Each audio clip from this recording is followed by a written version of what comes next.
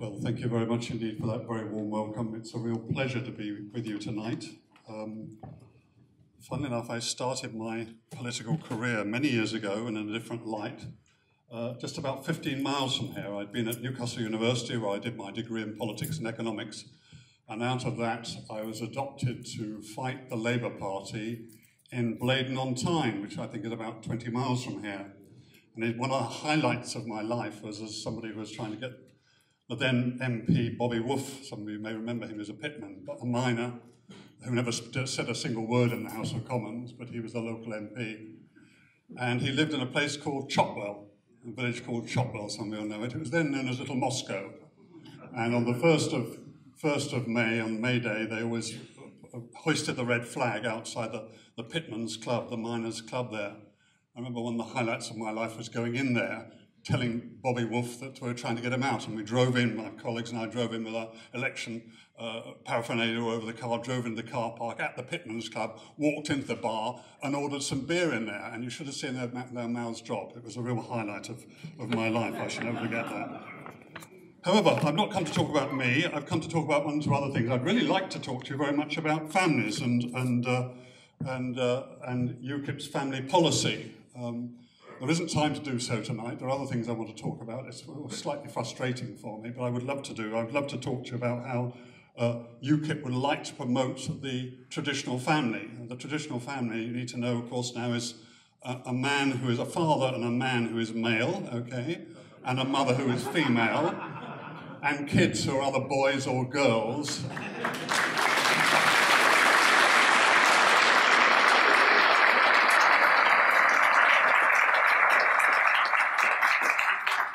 And they live together, okay? And the parents take responsibility for bringing up the children.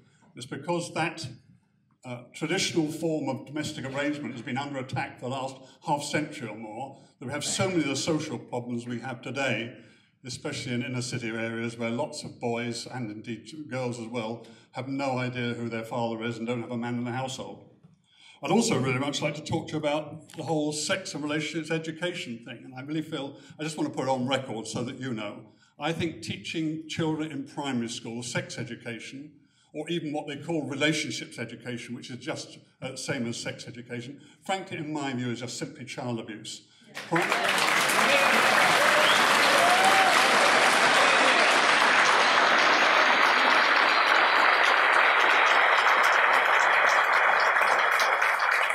Primary school children, prepubescent children, should be allowed to get on and do what they want to do as children, maintain their innocence.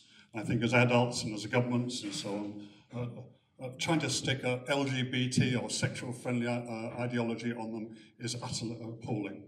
However, that's not what I'm going to talk to you. I'm just going to talk to you a few minutes today about something maybe 9 months ago Gerard said to me. He said, I'd like to take special responsibility for the whole issue, the appalling issue of rape gangs, also known as grooming gangs.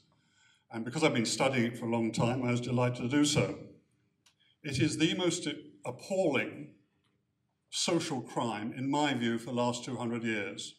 I calculate, it's difficult to prove, but I calculate something like 250,000 girls, 250,000 girls, over the last 3 or 4 decades have been abused and raped. They've been abused and raped predominantly by Muslim gangs, and they are predominantly white English girls. Not entirely, but predominantly.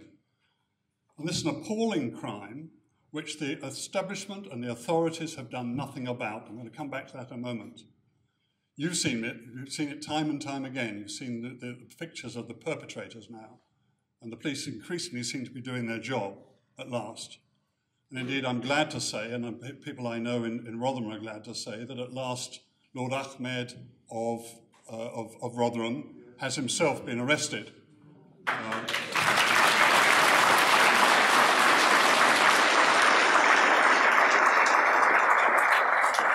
Of allegedly being part of a gang involved in rape and so on.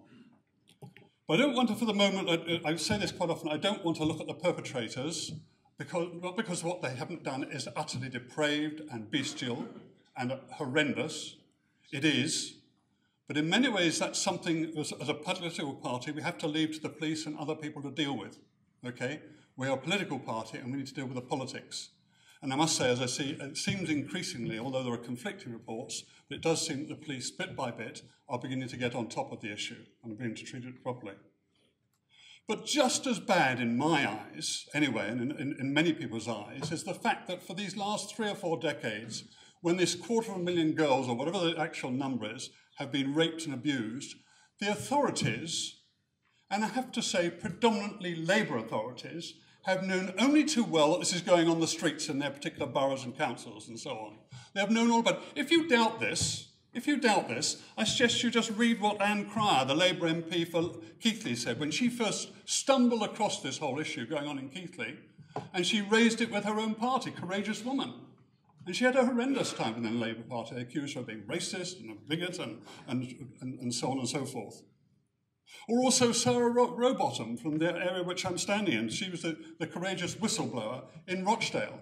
Read what she said when she appeared before the Home Affairs Select Committee in November 2012, how she told the authorities time and time again what was going on the streets of Rochdale, and they did absolutely nothing. Or even Jane Senior, the equivalent whistleblower in Rotherham. She's written a book about it. Read it. Broken and Betrayed by Jane Senior. It step by step explains how she knew everything that was going on because she ran a teenage pregnancy and sexual health centre in the middle of Rotherham. She could tell you the names of the perpetrators. She could tell you the relationships between the perpetrators. She could tell you their number plates. She could tell you whether the rapes were going on. She could give you every detail. She knew all the girls that were going on there because she was doing it for so long. She gave all the information to Rotherham Council, to the social, to the police and so on, South Yorkshire Police. Gave all the information to them, and they did absolutely nothing. Indeed, they told her, don't refer to the perpetrators as Asian. You mustn't even refer to the ethnicity of them. That's what they told her. So this has been going on. This deliberately turning their blind eye has been going on for decades by predominantly, not only, but by predominantly Labour councils in the North and the Midlands. They've turned it. They've done so because they're bound up by their political correctness. They didn't want to challenge an ethnic minority. And also because of their own political self-interest. 85% of Muslims vote Labour. So work that out. Thousands upon thousands of girls have been left to swing, have been left to be raped, have been left to be abused because the Labour Party did not do their job, did not exercise their duty of care for these girls. Work that out. Work out the lives that have been wrecked because of the Labour Party's political correctness, up and down, across the North, across the Midlands and so on. If it doesn't make you angry, it ought to.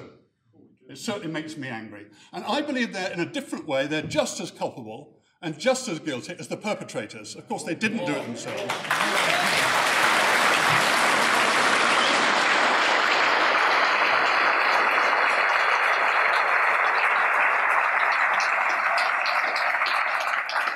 Now, we need to send the message to the Labour Party that maybe nobody else will deal with this politically incorrect issue, but UKIP will, and we're coming after you, Labour Party. We're coming after